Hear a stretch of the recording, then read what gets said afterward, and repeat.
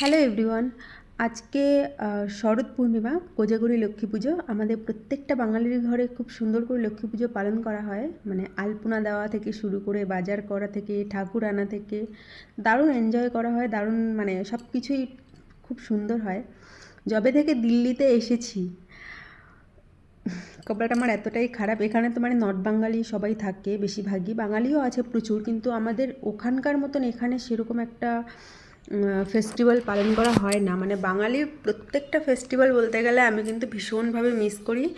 যেমন কদিন আগে গেল দুর্গাপুজো, তো দুর্গাপুজোর মধ্যে আমার মনেই হয়নি যে এটা দুর্গাপুজো চলছে। ব্যাস নবমীর দিন একদিন সকালবেলা, রাতের বেলায় ঠাকুর দেখতে বেরিয়েছিলাম বর মেয়েকে নিয়ে। ব্যাস ওই অবধি শুরু আর ওই অবধি শেষ। মানে কোথা থেকে পুজো এলো আর কোথায় চলে গেল আমি কিছুই বুঝতে পারলাম না। আর আজকে হচ্ছে লক্ষ্মী পুজো, আমার ঘরেও সেরকমভাবে পুজো হচ্ছে না, মানে পুজো হচ্ছে নাই বলতে গেলে চলে। যাই হোক, জানি না কপালে কবে আছে সেদিন পুজো টুজো সব কিছু করতে পারবো। আর বাঙালিদের সব রকম ফেস্টিভ্যাল আমি নিজে করতে পারবো নিজের ঘরে, জানি না কবে। যদি তোমাদের সবার আশীর্বাদ থাকে তো অবশ্যই পারবো।